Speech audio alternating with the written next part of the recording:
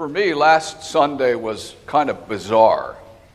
And it may sound ridiculous. It was bizarre because I didn't have any leadership responsibilities here last weekend. So I had to leave at 11:30 for an event, but at the early service, I sat in the back row like some of you Lutheran people like to do. But I'm worshiping, and there's observing as well, observing some of our kids in particular, and it's kind of fun to watch the kids.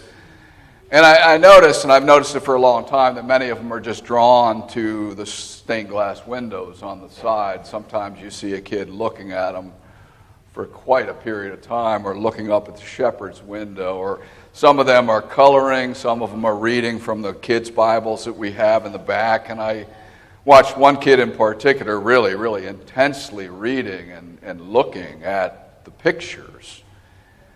And I thought that was kind of cool. I realized that over time, no doubt those pictures are going to really stick. The more they're here, the more they read Scripture, the more they read those stories. Those stories will stick, and the meaning behind those stories will ultimately stick as well. I think that was my experience growing up. Certain images shaped me along the way. When I was growing up, the church I grew up in was called Christ Memorial. I spent almost my entire upbringing there. But you would come up the walkway, you'd open the front door of the church. It's a teeny lobby with very little in the lobby, but there was a fountain of water that water flowed over the rocks, and I know my pastor loved that. But above it was the only picture in the entire lobby. It was a picture of Jesus standing and gently knocking on a door. Walked by it hundreds of times, maybe over 1,000 times, but I'll never forget it. It was an image, I think, that called for some thought, it called for some action ultimately. Namely, will I open that door and allow Jesus' ways to prevail in my life? Is it how I interpret it now? But in many ways, that's, I think, not necessarily the way people picture Jesus anymore. So maybe some do, but in reality, I think many people don't have God directly in the picture. In this selfie world, most individuals are the dominant person in the photo, with God not in sight. But which image is more helpful, though? Is one that's just of us with God not in sight, or Jesus actually knocking? I find it to be much more hopeful with the one that I grew up with Jesus perpetually out there, perpetually knocking, perpetually searching, ready to connect, and he's waiting for doors to open. You know, I think you know that God yearns to connect, and God makes those connections through the witness of people like you and I. That witness, we know, is referred to as evangelism. Evangelism, which many people, in all fairness, treat like an alarm clock. You know it's time to act, but you would much prefer to hit the snooze button over and over and over again. It's a phrase that has plenty of baggage, and people have their own view of what that means. But let me just suggest a few, I think, hopeful things about what evangelism really is. I view evangelism as a way of connecting with other people in such a way that you help them know that they are beloved by God, and the way you treat them illustrates that. At its core, that's what it is helping people know they are the beloved of God. Evangelism is not judgmental. It is showing the highest respect, decency, and hospitality to the other person. If you think about it, the gospel never should be judgmental because it accepts people where they're at, and it assumes that anyone who meets Jesus is going to be transformed and changed for the better. So why judge a person for where they're at? Because Jesus is going to take them somewhere else to begin with. Perhaps one of the most important things to say, too, though, is this.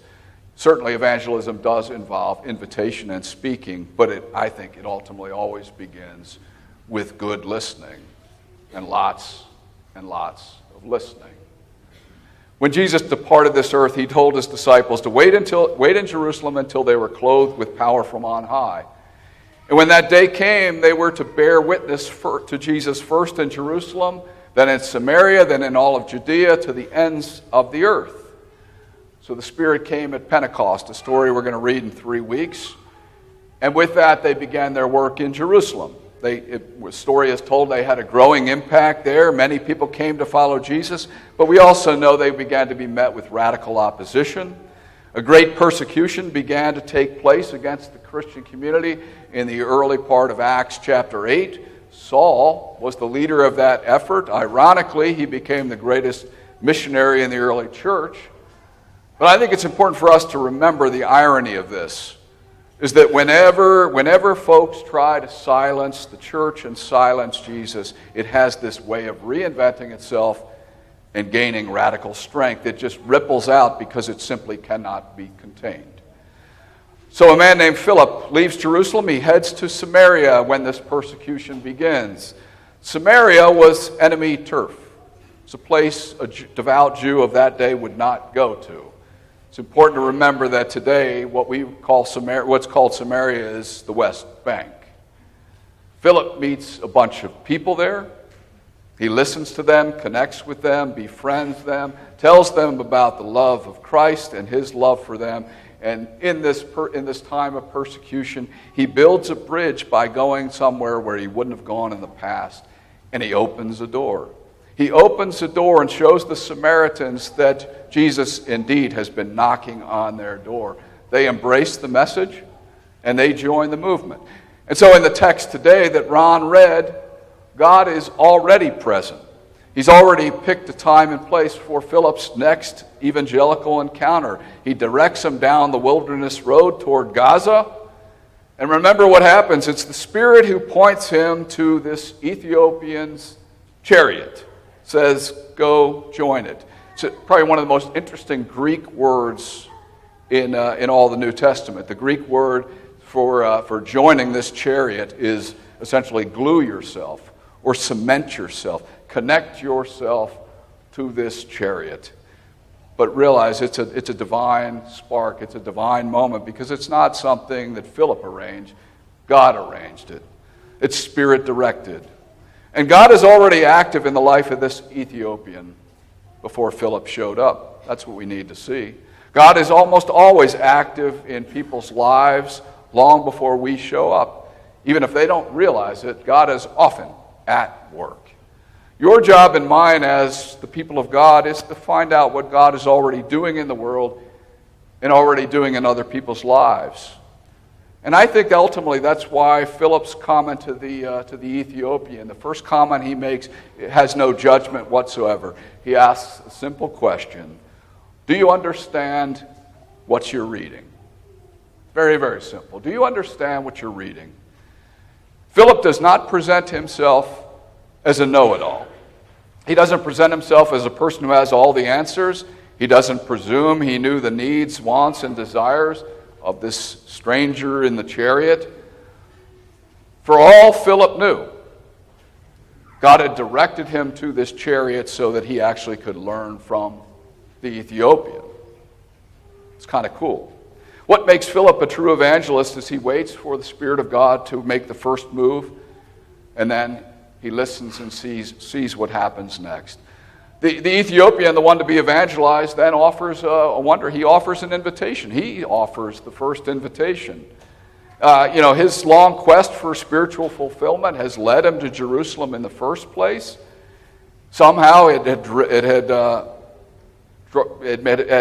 brought him to the point where he somehow acquired the Hebrew Scriptures. He was curious about them. He was seeking information, insight, and inspiration.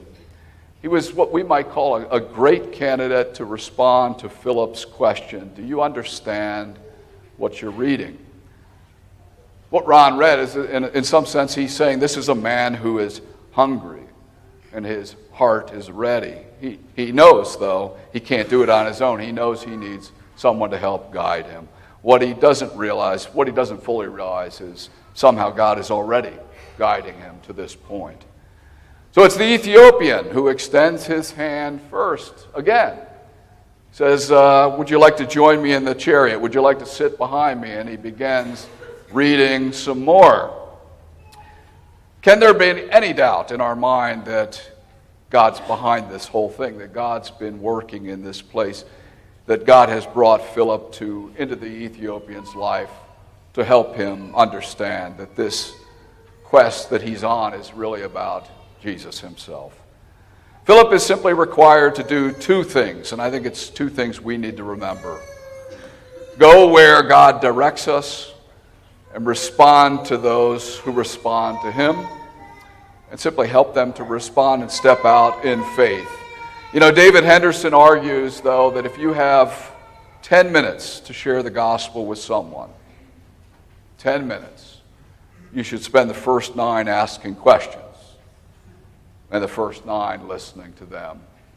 Because only then can you speak a word that's on target, that hits their heart, that makes a difference. When we speak more than we listen, it's like hitting a golf ball in the dark. It's kind of like when I hit a golf ball in the daylight, too. But your words go out and you have no idea if it's headed in the right direction. Remember, it's God's work to ready other people, the human heart of another person. It's God's work to set the stage. It's God's work to let the Spirit blow where it wills. It's our work to be great listeners for others, to help people hear where God is speaking into their life, and to be a source of encouragement by our attitude and our words. When we do that, and when we extend an invite, realize time and time and time again, people will indeed step out in faith, and they will be grateful that you thought of them with your caring witness. Amen.